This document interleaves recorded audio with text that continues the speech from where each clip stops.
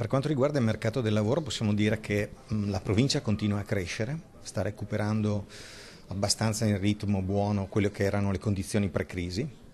Diciamo che la velocità nell'ultimo trimestre si sta un po' rallentando, quindi si continua a crescere ma con una velocità più ridotta. L'occupazione cresce nella Marca Trevigiana secondo i dati dell'Osservatorio Economico e Sociale della Camera di Commercio, più 6.000 il saldo positivo rispetto al giugno 2008, con settori storici come metalmeccanico e legno arredo in netta crescita e il traino a doppia cifra del settore bevande, leggesi, prosecco. Ma tutto questo mentre cala costantemente il numero delle imprese, perse altre 200 dal settembre del 2017 a oggi.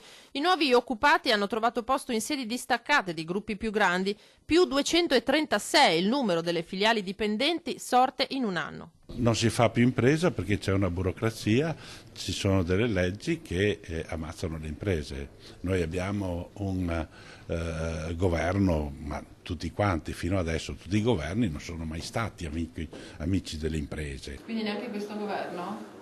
No, neanche questo governo sta facendo fino adesso, la burocrazia sta aumentando, adesso entra la fattura elettronica che aumenterà ancora di più, quindi no, non ci siamo. Il punto vero è che questo andamento porta delle incognite rispetto al futuro, abbiamo la necessità a livello territoriale come a livello nazionale di fare delle scelte in modo che il futuro sia un futuro di sviluppo ulteriore. È l'ora di tenere fede alle promesse. Io credo che il Veneto debba camminare anche con una parte delle risorse che manda ovviamente a Roma, e questo non avviene se noi non mettiamo in campo infrastrutture di tutti i tipi, dalle telematiche alle strade, e quindi un sostegno al credito e insomma quell'autonomia che è stata richiesta, ne pagheremo le conseguenze. Dateci le risorse per poter mettere in cantiere delle operazioni per sostenere l'economia.